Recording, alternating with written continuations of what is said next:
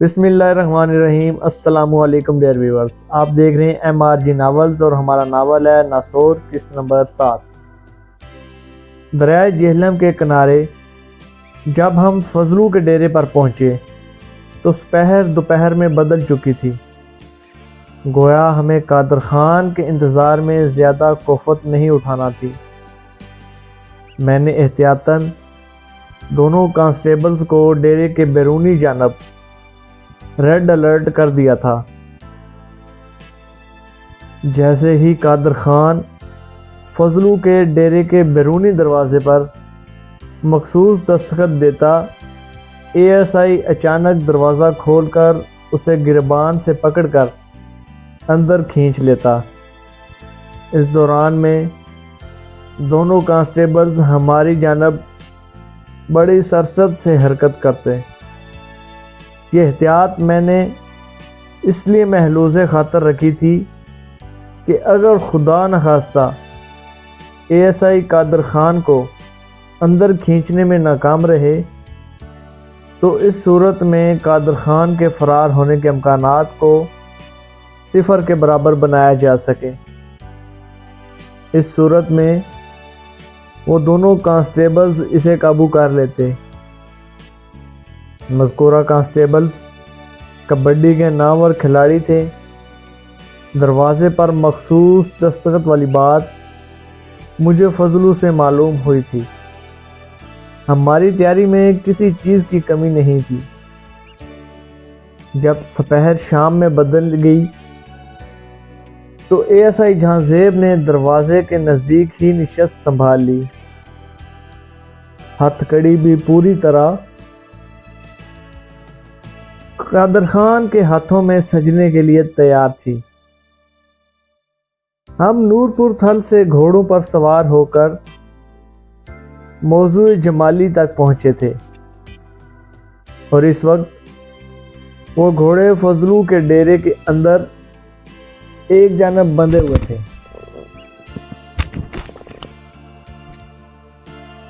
ان کونٹوں پر پہلے فضلو کا بندر، کتا اور بکری بندھے ہوئیں گے۔ ہمارے پاس صرف 2 گھوڑے تھے، میں اور جہاں زیب ایک گھوڑے پر اور دونوں کانسٹیبلز دوسرے گھوڑے پر سوار ہو کر یہاں پہنچے تھے۔ بالآخر انتظار کی گھڑیاں ختم ہوئیں اور بیرونی دروازے پر مخصوص دستخط سنائی دی۔ ASI نے دوسری دستخط پر ایک دم دروازہ کھول دیا۔ ایک اجنبی چہرے کو اپنے روبرو دیکھ کر قادر خان پہلے ٹھٹکا، پھر بدکا، مگر اسے کوئی عملی قدم اٹھانے کا موقع نہ ملا۔ پروگرام کے مطابق ASI نے اس کے گریبان میں ہاتھ ڈال دیا۔ اگلے ہی لمحے وہ ڈیرے کے اندرونی حصے میں زمین پر پڑا تھا۔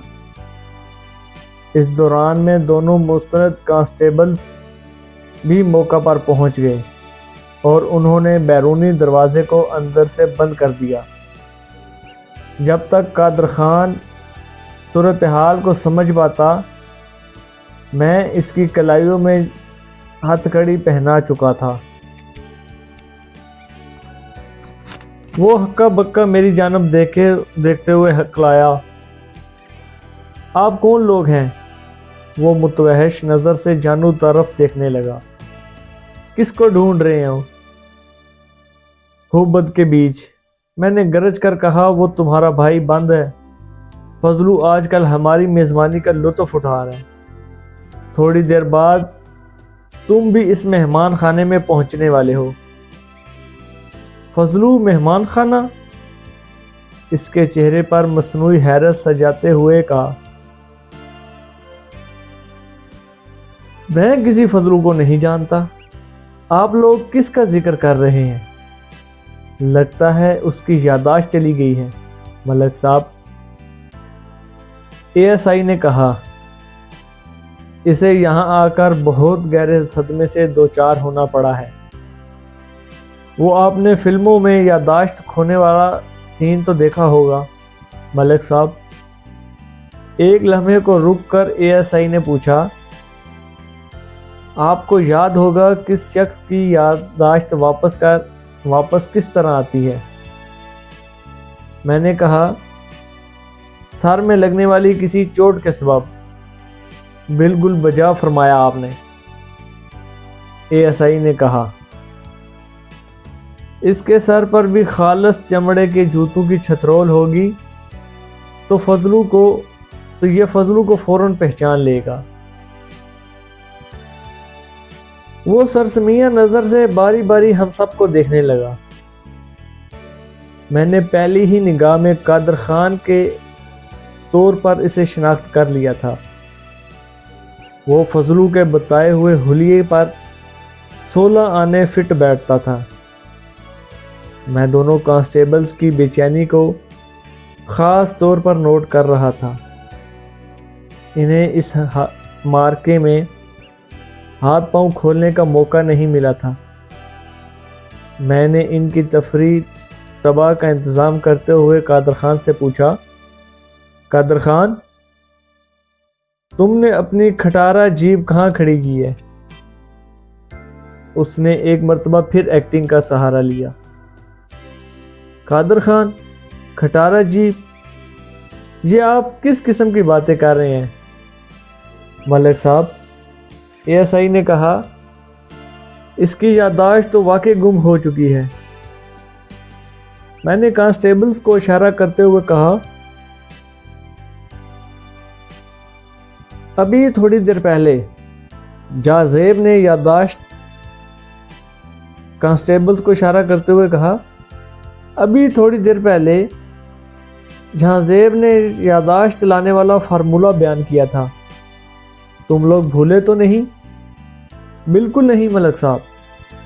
وہ آستینے چڑھاتے ہوئے کشاں قادر خان کی جانب بڑھے۔ آپ دیکھتے جائیں، یہ اپنی پچھلی 7 نسلوں کے حالات اور آنے والی 7 نسلوں کے واقعات ابھی فر آپ کے سامنے بیان کرے گا۔ میں نے محتاط لہجے میں کہا، اس کی صرف یادداشت ہی واپس لانا ہے۔ یادداشت والی مشین کو کوئی نقصان نہیں پہنچنا چاہیے۔ آپ بے فکر ہو جائیں، ایک کانسٹیبل نے پرجوش لہجے میں کہا۔ ہم اس کے ساتھ تھوڑی دیر تک بس کبڈی کھیلیں گے۔ پھر وہ دونوں قادر خان پر مختلف داؤ آزمانے لگے۔ قادر خان کے ہاتھوں میں ہتھکڑی کی موجودگی نے اسے ویسے ہی بے بس کر رکھا تھا۔ اس پر بے دردی سے کی جانے والی لاٹھی چارج نے اس کا انجڑ پنجڑ ہلا کر رکھ دیا۔ تھوڑی ہی دیر میں وہ کسی کیچوے کی طرح ایک جانب پڑا ہانپ رہا تھا۔ قصہ مختصر، قادر خان کی رہنمائی میں ہم اس کی جیپ تک پہنچے۔ میں نے جیپ کی ڈرائیونگ سیٹ سنبھالی، جہاں زیب قادر خان کے ساتھ پچھلی نشست پر بیٹھ گیا۔ دونوں کانسٹیبلز نے گھوڑے سنبھال لیے اور ہمارا یہ مختصر سا قافلہ نورپور تھل کی جانب روانہ ہو گیا۔ قادر خان کی جتنی خاطر تواضع ہو چکی تھی، اس کے پیش نظر اس کی طرف سے کسی گڑبڑ کا اندیشہ تو نہیں تھا۔ ہم اس کی جامع تلاشی پہلے ہی کر چکے تھے۔ جیپ کو بھی ہم نے اچھی طرح چیک کر لیا تھا، تاہم پھر بھی احتیاط میں نے اپنا ریوالور ASI جہاں زیب کو تھما دیا تھا، تاکہ کسی بھی قسم کی ہنگامی صورتحال میں اس سے کام لیا جا سکے۔ دونوں کانسٹیبل گھوڑوں پر سوار جیپ کے پیچھے پیچھے آ رہے تھے۔ میں نے ڈرائیونگ تقسیم سے پہلے ہی سیکھ لی تھی۔ اس وقت میں ASI تھا اور جلندھر کے ایک تھانے میں میری ڈیوٹی ہوئی تھی۔ اس تھانے کا انچارج میری کارگری سے بہت متاثر تھا اور اس کے تعاون سے میں نے ڈرائیونگ سیکھی تھی۔ ہم بافیت و خیریت اپنے تھانے میں پہنچ گئے۔ میں نے قادر خان کو حوالدار کے حوالے کرتے ہوئے کہا، اس مردود کو علیحدہ کمرے میں رکھنا، یعنی حوالات کے دوسرے حصے میں۔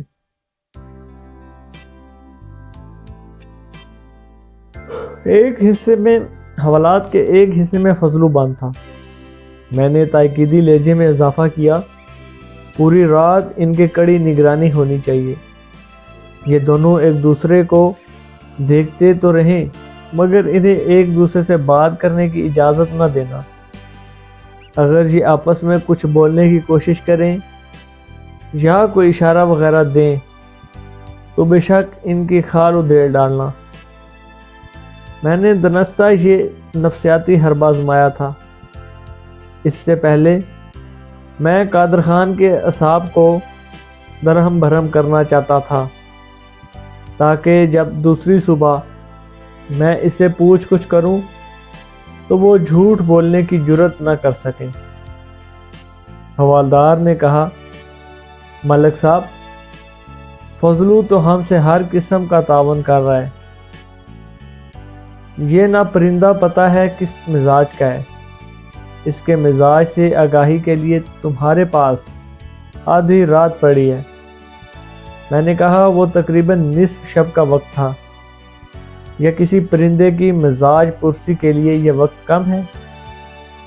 حوالدار معنی خیز انداز میں مسکرایا اور بولا، نہیں جناب، یہ وقت میرے لیے کافی ہے۔ آپ بے فکر ہو کر اپنے کوارٹر میں جا سکتے ہیں۔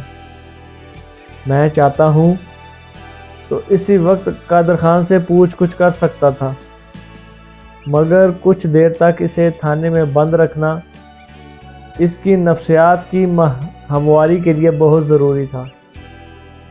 وہ اعصاب شکن فضا میں کچھ وقت گزار لیتا تو اس کی مزاحمت کے امکانات کمزور سے کمزور ترین ہو جاتے۔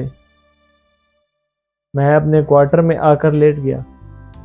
مذکورہ کوارٹر تھانے سے ملحق تھا اور عقبی جانب واقع تھا۔ میں بستر پر لیٹا کافی دیر تک منصور، فضلو اور قادر خان کے بارے میں سوچتا رہا۔ پھر رات کے تیسرے پہر کس وقت میری آنکھ لگ گئی مجھے نہیں پتہ چلا۔ قادر خان میری توقع سے زیادہ بودا ثابت ہوا تھا۔ میں دوسری صبح تھانے پہنچا تو وہ ہر نوعیت کے تعاون کے لیے تیار تھا۔ حوالدار نے اسے میرے کمرے میں حاضر کرنے کے بعد کہا، ملک صاحب، اس پرندے کا پوٹا تو بہت چھوٹا ہے، اس نے مجھے زیادہ خدمت کا موقع نہیں دیا، ایک آدھ ڈش نے ہی اس کا پوٹا تر کر دیا۔ قادر خان نے میری جانب دیکھتے ہوئے کہا، تھانے دار صاحب، اگر آپ مجھے سلطانی گواہ بنا لیں تو میں آپ کے ہر سوال کا جواب دینے کے لیے تیار ہوں۔ اوئے بدبخت، میں نے اسے دبکا مارا، سلطانی گواہ تو سلطانوں کے زمانے میں ہوتے تھے، آج کل وعدہ مار گواہ ہوتے ہیں، اور تم یہ کون سی شرط لگا رہے ہو؟ تمہیں تو مجھ سے کوئی وعدہ لیے بغیر بھی ہر بات کھل کر بتانی ہوگی، ورنہ فضلو کی گواہی تمہیں ایک طویل عرصے کے لیے جیل کے سلاخوں کے پیچھے بھیج دے گی۔ وہ رحم طلب نظر سے مجھے دیکھنے لگا۔ میں نے قدرے مساہلت امیز انداز میں کہا، قادر خان، تم سے حاصل شدہ معلومات اور تمہارا تعاون اگر میرے لیے کسی بھی طور پر مفید ثابت ہوا تو میں تمہیں وعدہ معاف گواہ بنانے کے بارے میں ضرور سوچوں گا۔ بڑی مہربانی جناب کی، وہ دھیمے لہجے میں بولا۔ قادر نے اس روز جو انکشافات کیے میں اس میں سے غیر متعلقہ باتوں کو حذف کر کے خلاصہ سوال و جواب کی صورت میں آپ کی خدمت میں پیش کرتا ہوں۔ میں نے قادر خان سے پوچھا، تم فضل و مداری سے ناسمجھ اور معصوم بچوں کو حاصل کر کے ان سے کیا کام لیتے ہو؟ میں انہیں حق نواز کے بندوں تک پہنچا دیتا ہوں۔ یہ حق نواز کون ہے؟ خوشاب شہر کا ایک بااثر شخص ہے۔ مجھے پتہ چلا ہے کہ تم جوہر آباد کے رہنے والے ہو۔ اس نے اسباب میں جواب دیا۔ میں نے پوچھا، جوہر آباد تو پوری تحصیل ہے، تم جوہر آباد میں کس جگہ رہتے ہو؟ سرفراز کالونی میں۔ حق نواز سے تمہارا رابطہ کس طرح ہوتا ہے؟ ہم کبھی بالمصافحہ نہیں ملے۔ قادر خان نے بتایا، حق نواز کے بندوں ہی سے میری ملاقات ہوتی ہے۔ پھر تو تم حق نواز کے پتے سے بھی واقف نہیں ہوگے؟ جی ہاں، میں واقعی اس کے ٹھکانے کے بارے میں کچھ نہیں جانتا۔ قادر خان نے جواب دیا، تم فضلو سے 50 روپے میں بچہ حاصل کرتے ہو۔ میں نے غصیلے لہجے میں کہا، آگے اسے کتنے میں فروخت کرتے ہو؟ وہ بولا، حق نواز کے بندے مجھے فی بچہ 100 روپے دیتے ہیں، یعنی تم 50% منافع کماتے ہو۔ میں نے اس کی آنکھوں میں گھورتے ہوئے سوال کیا، تمہارے کتنے بچے ہیں؟ اس نے جواب دیا، میرے 2 بچے ہیں، ان کو کتنے میں فروخت کرو گے؟ اس نے جواب دینے کی بجائے ندامت سے نظر جھکا لی۔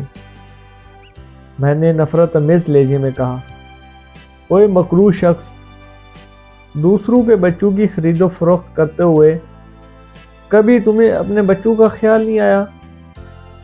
کل کلاں ان کے ساتھ بھی ایسا کوئی اندوزناک واقعہ پیش آ سکتا ہے۔ تم نے کبھی اس حوالے سے سوچا؟ مارے شرمندگی کے وہ زمین میں گڑا جا رہا تھا۔ میں نے پوچھا، کیا تمہیں معلوم ہے حق نواز ان بچوں کا کیا حشر کرتا ہے؟ جی، میں نے اس بارے میں اڑتی سنی ہے۔ وہ گردن اٹھاتے ہوئے بولا، ایک مرتبہ بچوں کے لین دین کے موقع پر حق نواز کے ایک بندے کے منہ سے کچھ ایسی باتیں نکل گئی تھیں کہ میں معاملات کی تہہ تک پہنچ گیا تھا۔ معاملات کی تہہ میں تم نے کیا پایا تھا؟ میری معلومات کے مطابق حق نواز کسی بیکار کلب کی کیمپ کی پشت پناہی کرتا ہے۔ قادر خان نے میں نے چونک اتھار بیکار کیمپ؟ جی ہاں، وہ پریقین لہجے میں بولا، جہاں کم عمر بچوں سے جبری مشقت کروائی جاتی ہے۔ میں نے ایسے کیمپوں کے بارے میں سن رکھا تھا۔ عموماً اس قسم کے کیمپ علاقہ غیر میں پائے جاتے ہیں، جہاں قانون کی رسائی ممکن نہیں ہوتی تھی۔